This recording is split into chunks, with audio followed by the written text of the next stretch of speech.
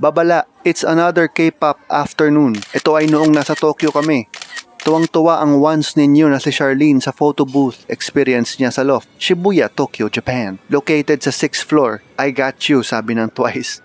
Dito kasi sa photo booth na to, pag nagpa-picture ka, parang katabi mo talaga ang bias mo. Kaya daw ba, sino daw ba ang mga bias ninyo?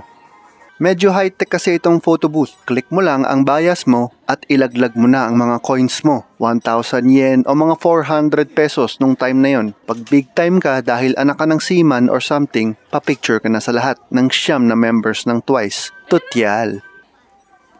Aura-aura lang, muntik pang malaglag sa taranta.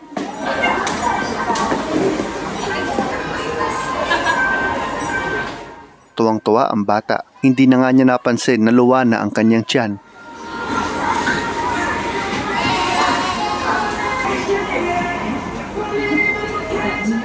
Pag happy ka na sa resulta, click print. Itsura ko. Ala!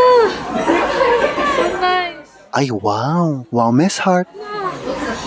So cute. Ala, ang ganda! Hindi ko na makilala. Alin dito ang asawa ko at alin dito si Chaeyang. Ang ganda, Miss Heart.